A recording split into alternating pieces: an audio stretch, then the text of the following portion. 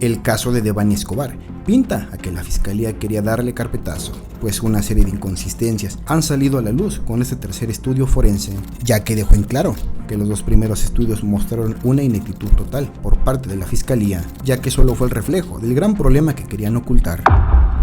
Finalmente, este último resultado forense reveló que lo que le pasó a Devani no fue un accidente, ya que todo pinta a que fue sometida en uno de los cuartos del motel y después fue trasladada a la cisterna donde fue encontrada. Ahora el padre de la joven está más seguro que nunca que a su hija la asesinaron y la secuestraron, pues recordemos que se reveló que estuvo viva al menos 6 días antes de su muerte.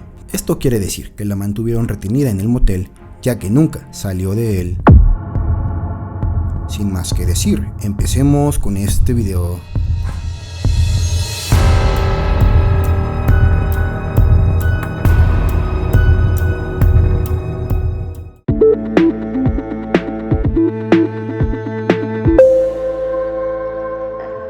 Finalmente, este tercer dictamen pericial tiene a todos escépticos, ya que cambió completamente las hipótesis de lo que le pasó a la joven, pues lejos de esclarecer las interrogantes que envuelven su desaparición y su muerte, enredaron aún más la indagatoria de la Fiscalía General de Justicia Estatal. Tristemente revelaron solo las causas científicas de su muerte, sin embargo nunca dijeron en qué circunstancias fueron, pero con los datos y estudios hechos por el gobierno federal encabezados por Andrés Manuel, nos dieron a entender que Devani murió por una asfixia por sofocación en su variedad de obstrucción de orificios respiratorios. Esto quiere decir que la asesinaron manteniendo su cara aplicada sobre un piso o en un colchón, por ejemplo. En semejante caso el asesino tendría que ser corpulento y pesado, de esta forma si trató de forcejear arriba de ella en el colchón, fue tanto su peso que a la víctima terminó faltándole el aire y así provocándole la muerte. O simplemente con una almohada le trataron de impedir respirar hasta que murió.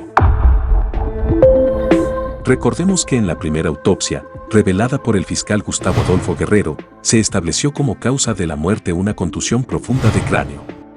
Las autoridades presumían que la joven cayó con vida a la cisterna en desuso del motel Nueva Castilla, en Escobedo, donde el cuerpo fue localizado el pasado 21 de abril, tras haber desaparecido el 9 de ese mes.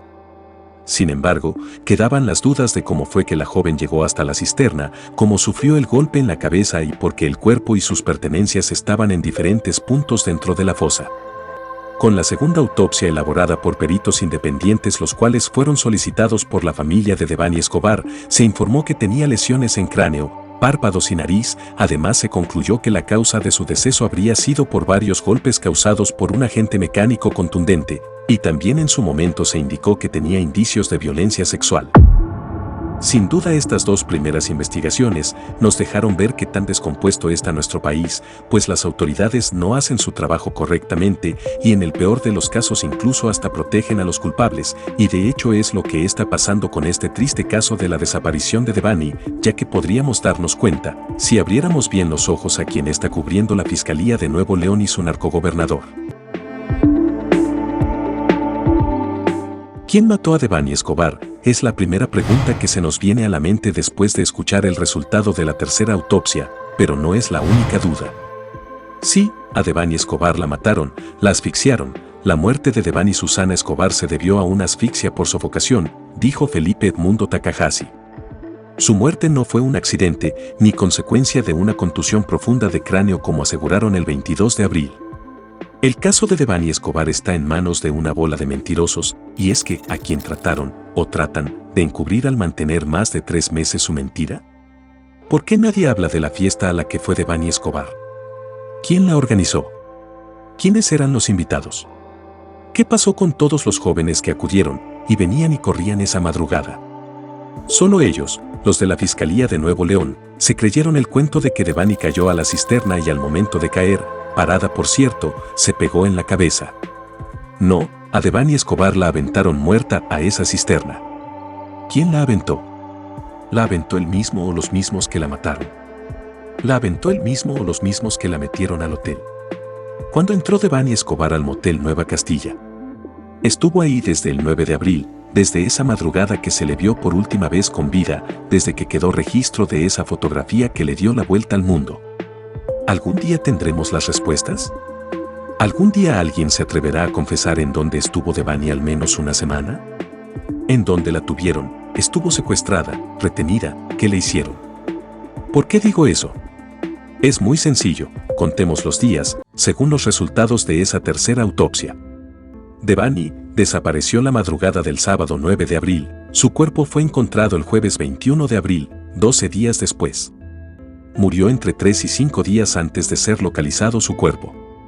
Eso quiere decir que falleció el 16 de abril, si contamos los 5 días antes, o el 18 de abril. Es aquí donde se abre la pregunta, ¿en dónde estuvo la joven una semana? ¿En dónde y quién la tuvo del 9 de abril al, mínimo, 16 de abril, justo 7 días? ¿Por qué no la encontraron los investigadores de la Fiscalía de Nuevo León que durante 89 días realizaron 621 recolecciones de indicios, rindieron 55 informes, elaboraron 74 dictámenes y 308 estudios periciales, revisaron más de 3.000 horas de vídeos? Y con todo eso, ciegos, sordos, incompetentes, cómplices siguieron con su mentira. Siguen de hecho, al asegurar ahora que su principal línea de investigación es el feminicidio cuando siempre lo quisieron hacer pasar como un accidente. Don Mario y su esposa seguirán buscando la verdad, luchando por saber qué fue lo que le pasó a su hija. Por la memoria de Devani Escobar, por el respeto a su familia y por el bien de todos como sociedad, Dios quiera que algún día se haga justicia y que este no sea uno más de los casos de impunidad en nuestro querido, injusto y mentiroso México.